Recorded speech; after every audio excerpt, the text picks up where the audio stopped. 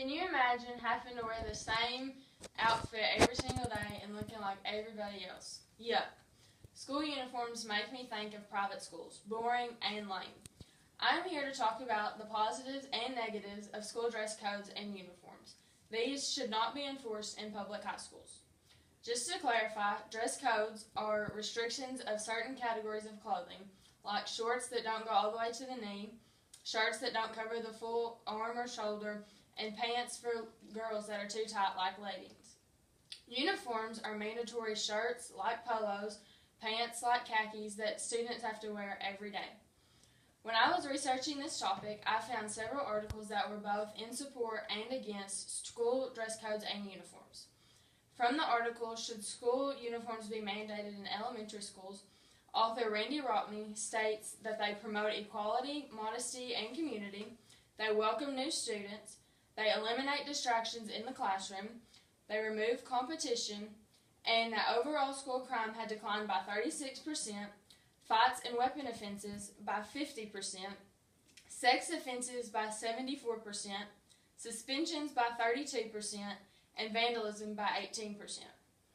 Another article titled Pros and Cons of School Dress Code states that safety is a main reason for dress codes. Safety includes things like gang prevention and peer pressure. In my opinion, some positives of school uniforms are underprivileged kids feel like they are a part of something, they are able to fit in with everyone else and don't feel ashamed of the clothes that they would normally have to wear to school, and that school dress codes increase school pride, unity, and spirit. Some negatives that I found while researching are from the same article mentioned above, Pros and Cons of School Dress Code. The author states that dress codes teach conformity, restrict individuality, and that they don't prepare students for their future. Deborah Vallardo, author of Uniform Effects, states that uniform policies don't curb violence or behavioral problems, they don't cultivate self-esteem and motivation, they don't balance social status differences that often separate students, and they don't improve academic achievement. All of these go against everything that was from the positive side that I had stated above. Parents have also sued in cases relating to the First Amendment.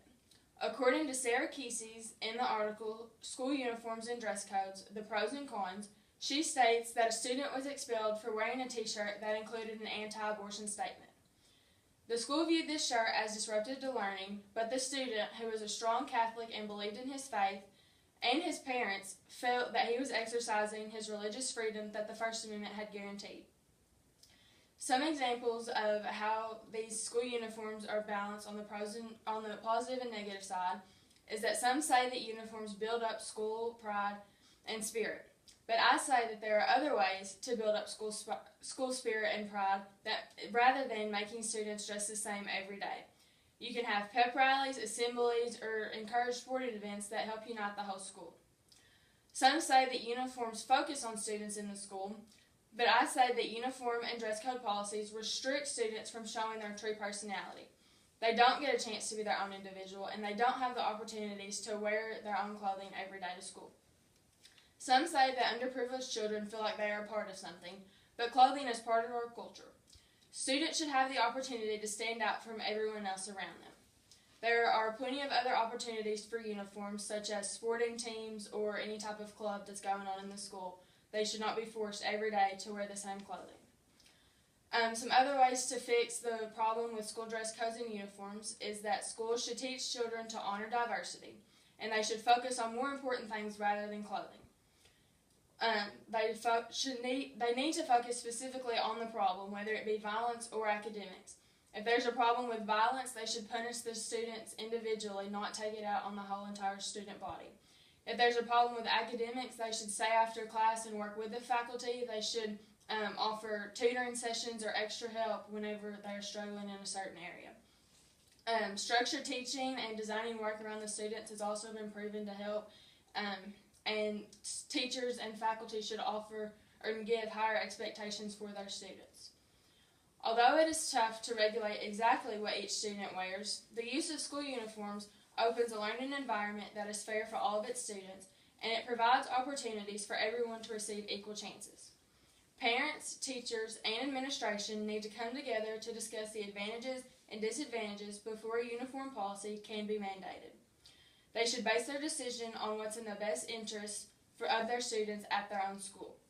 In my opinion, school uniform and dress code policies have more severe negative consequences than positive. The negatives by far outweigh the positives.